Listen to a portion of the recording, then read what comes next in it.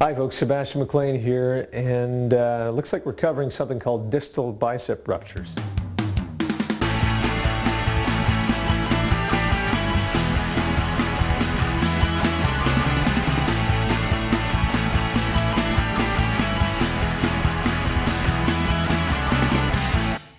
Two and a half weeks ago, I was in the training process and I ruptured my bicep, my distal bicep. What is that? Well, happens to a lot of athletes, particularly when you're doing some kind of a power lift movement or anything where the arm is exerted in a full extension position. In my case, I've been training for getting ready for some film projects coming up next year. I have a past history as a national level bodybuilder.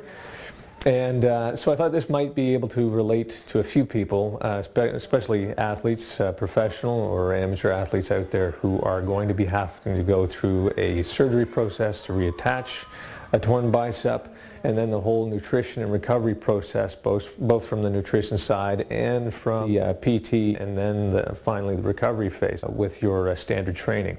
So in my case, you can see a healthy bicep, or fairly healthy one anyway, should look about like that.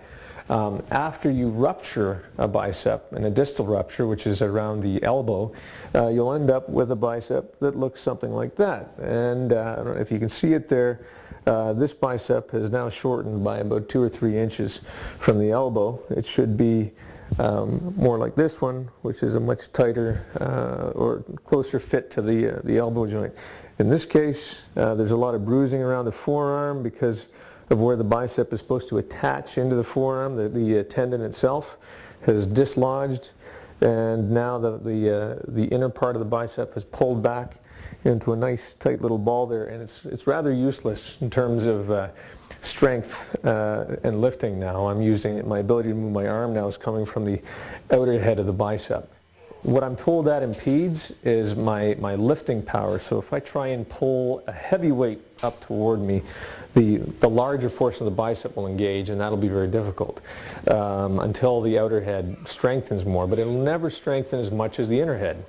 Then the other thing is that when you're trying to do movements where you're trying to screw in a screwdriver, let's say, or any movement where there's a twisting of the arms and wrists, that inner bicep head engages, and where mine is now ruptured, that becomes a very difficult movement to perform, and you notice a marked difference apparently in your power when you're doing that kind of a turning movement.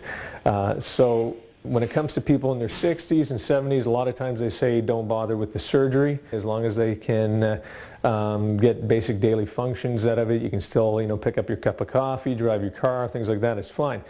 But if you have a lot of intense activity, especially powerful activity where you're doing an athletic event, or you're needing 100% of the strength in that arm, then your only option really is to get the bicep reattached surgically, which is what I'm going to have to do tomorrow. I'm going to have to go in, and they're going to go through a process of opening up, grabbing the tendon, pulling it back down, drilling holes in the bone, and restitching that tendon to the bone. And that has to happen within 3 weeks of the injury.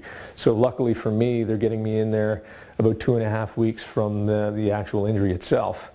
So it'll fuse properly, and all the nerve endings will bind in there as they should, so I can get as close to 100% function back in that arm again when it's all complete.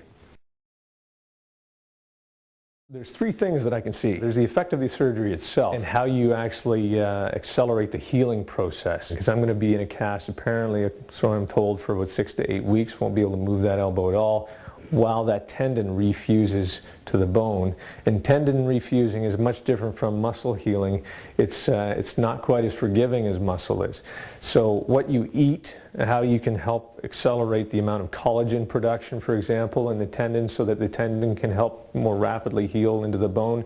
We'll be covering some of that. We're covering some of the process of just getting the movement back into that arm again, and what you can do to help that process along somewhat. The psychological element of learning how to use your arm again. When you injure something, even after it's repaired, there's sometimes a tendency to protect it. Because I'll be walking around with my arm tucked in like a broken wing for a while, there'll be a need to break that habit as well and really push that tendon to do the kind of high-level activity that I want it to ultimately when this whole process is complete.